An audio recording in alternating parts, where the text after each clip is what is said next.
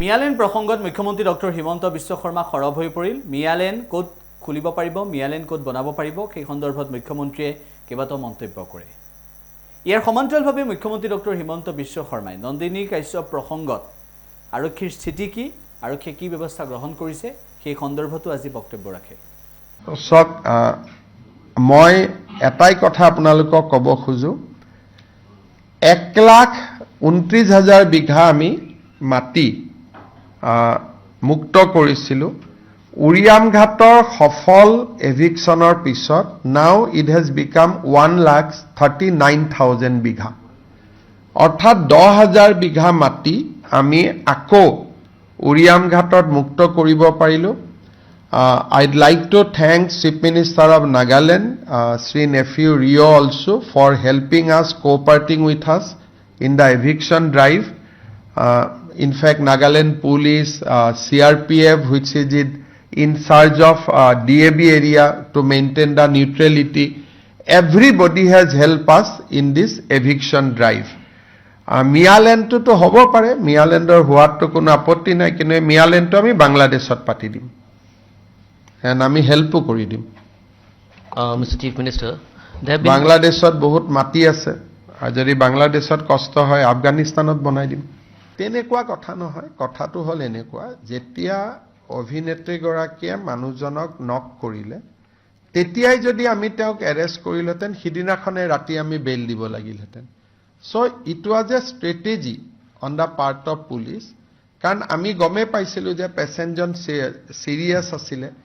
সিদিনাখন ৰাতি যদি তেওঁক এৰেষ্ট কৰিলোহেঁতেন তেতিয়াহ'লে লগে লগে আমি তেওঁক ৰিলিজ কৰি দিব লাগিলহেঁতেন, কাৰণ যেতিয়ালৈকে মৃত্যু নহয় বা গ্ৰিভিয়াছ ইঞ্জুৰি আমি ৰিপৰ্ট দিব নোৱাৰোঁ তেতিয়ালৈকে এইটোতো নন বেইলেবল কেছ থাকে। গতিকে আৰক্ষীয়ে যিটো ষ্ট্ৰেটেজিকেলি যিটো কৰিব লাগে সেইটোৱে কৰিছে। She has been put in lockup আৰু will file chargesheet against her, and it will be a case for culpable homicide. এটা দুটা সেকশন আছে, culpable homicide not amounting to murder, culpable homicide amounting to murder.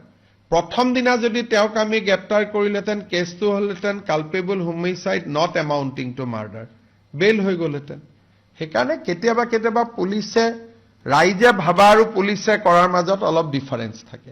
উদ্দেশ্যটো একে, উদ্দেশ্যটোত কোনো gap নাথাকে। তেনেকুৱা কথা নহয়, কথাটো হ'ল এনেকুৱা, যেতিয়া অভিনেত্ৰীগৰাকীয়ে মানুহজনক নক কৰিলে তেতিয়াই যদি আমি তেওঁক এৰেষ্ট কৰিলেহেঁতেন, সিদিনাখনে ৰাতি আমি বেইল দিব লাগিলহেঁতেন। So' it was a strategy on the part of police, কাৰণ আমি গমেই পাইছিলোঁ যে পেচেণ্টজন চিৰিয়াছ আছিলে।